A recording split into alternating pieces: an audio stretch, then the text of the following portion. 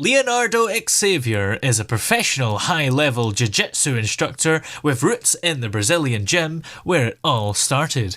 And he's on the line with us here just now. Good afternoon. How are you today? I'm doing great, Toby. Thanks for having me on your show. So what was it that got you interested in jiu-jitsu in the first place? My father was a good athlete, and since 5 years old, he had me in judo, in martial arts, and I grew up involved with sports. And at one point, I was spending a weekend on one of my good friend's house. And at the time, I practiced taekwondo, and my friend practiced jiu-jitsu. And we were going to the pool, but the dojo was underneath the pool at his subdivision. And let's see which is better. Taekwondo or jiu-jitsu, and then the rest is history. Yeah. He kicked my butt, and then the next Monday I was in a jiu-jitsu school. What was it about taekwondo that jiu-jitsu was better at? Taekwondo is very popular in Brazil. I believe the gentleman that was considered the master had moved to Brazil. They were implementing taekwondo in Brazil, and but jiu-jitsu is the most complete self-defense system. And once he closed the distance on me and put me on the ground and mounted me, that was it. I was helpless. What is the appeal behind it? I mean, is it quite enjoyable to do? It's very enjoyable because jiu-jitsu is an art, I believe, of personal efficiency. So it has to do with you getting to know yourself better, understand your limitations and your strengths, increasing your body consciousness, your mobility, sharpen your senses. So I feel like it's an enlightenment. Yeah. It's a journey to reach your full potential through jiu-jitsu. And is it useful for self-defense as well? Oh, yeah. It's the most complete self-defense system. So every special forces nowadays throughout the world learn jiu-jitsu in order to become better, at fighting skills, combat skills. And because you're now an instructor of jiu-jitsu, what made you want to become an instructor? It was kind of natural, Toby, because I started to practice, and I was very blessed to practice at the birthplace of Gracie Jiu-Jitsu. And at one point, my mom had financial problems because I lost my father around that time. And the combination of me being passionate about and needing to don't pay the membership led me to become a helper at the school. So I clean bathroom, I swept the mats, I answer phone calls. I became like a do everything guy, right? Yeah. And with that, also, the biggest gift that the Gracie family can give to somebody is to teach them the art. So I started to become closer to my teachers who are the best in the field, which are the founders, and I started to learn, quote, the secrets of the art, right? I started to spend a lot of time with them and learning what to do and what not to do. Yeah. And was very natural and I mean, something that completely changed my life and I'm forever grateful for. Yeah. When you look back on the instructors you had, do you hope that you will be as good, if not better, of an instructor than they were to you? Oh, I can have hope, but it's going to be very hard because they're the very best, and I don't have any aspiration to become better than them. Yeah. Because I like to hold them in the pedestal that they deserve as being founders and mentors, but my desire is to make them proud, So that's how I live my life every day. And if I can get a 1% as good as them and make them proud, I'm very happy for it. And was it easy at first to learn how to instruct jiu-jitsu, or did that come naturally as well? Well, in the beginning, you become an assistant, right? So you are supervised by a full instructor. And again, I'm very blessed because I was supervised by the best. Yeah. So even with the high standards and high demands, that served me very good because I got a lot of knowledge and a lot of experience, right? So tough times that lead to great results. And when you're instructing jiu-jitsu, what's the way you go about it? Because, I mean, is it hard to teach people something like this where it could potentially be seen as dangerous at times? Yes. So there's a very famous quote that my master, Rickson Gracie, which is the #1 practitioner and teacher, in my opinion, and in many good practitioners' opinion, that he says all the time that his Grandmaster Helio Gracie told him one time, if you want to be a good teacher, you teach what you know, what you're good at. But if you want to be a great teacher, get to know your student deeply and find out what he or she needs to learn. Does that make sense? So there's a psychological part of it. Understand if the person is anxious or if they're passive. Understand if they need to slow down, if they need to be more fierce to conquer their goals. Understand if they're clumsy. Understand if they are overconfident and that doesn't match with their true abilities. So the great instructor is the one that had true interest on the students' lives and want to lead the student to reach their full potential. And I mentioned that jiu-jitsu could be seen as quite dangerous at times.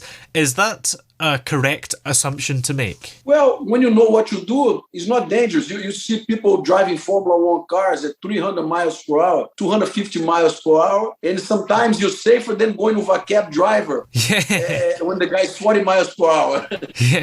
So if you make a comparison between soccer and jiu-jitsu, I would say that jiu-jitsu is very, very safe because the ability to defend yourself and kind of protect of self-preservation actually makes you be more aware and decrease the chance of you being harmed and injured. So I believe it's not dangerous at all. And what about when you're first starting out? I mean, is making it safe a skill that you acquire, or is it not dangerous right from the start? It depends who you train with, right? So if you have the right instructor, the instructor will provide the right amount of challenge according to your experience level. And this is going to gradually increase as you're capable of. So again, with the right instruction and right instructors, which I was very blessed to have, not dangerous because they don't put you to face challenge that you're not ready for, but they always have you out of your comfort zone. So you become empowered and you grow and you reach your full potential. So it's proportional to what you're capable of. So not dangerous at all. Yeah.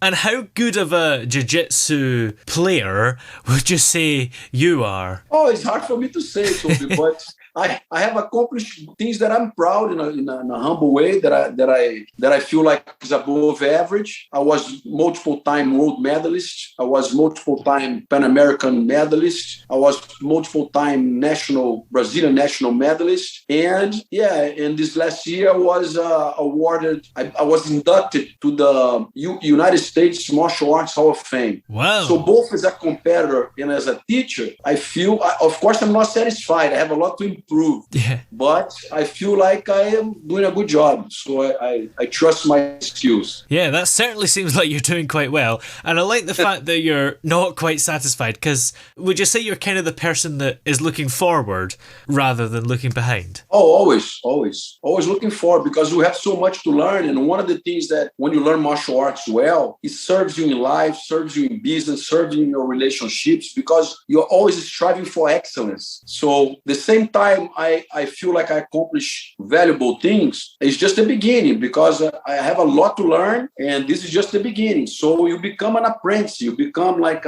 you are proud to be a disciple, a learner, an apprentice of life, of your mentors. And so I'm super excited for the future. And what is your ultimate goal? Oh, my ultimate goal is to serve communities, to serve jiu-jitsu. This is my mission, my passion. So the more people that I can reach and do for them what jiu-jitsu did for me, it makes me happy. So my goal is to honor my teachers, my arts, by preserving them as the most complete self-defense system, and reach as more people as I can, empower a kid that's being bullied, empower a lady that's being abused, empower a gentleman that cannot face life and looking at somebody's eyes and shaking hands. And so that's my goal, to bring jiu-jitsu for a better life for everyone I can reach. Yeah. And it's interesting because you used quite a few examples there. Would you say jiu-jitsu is something that's for everyone? Does age matter? For everyone. If you start right, for everyone. Nowadays, you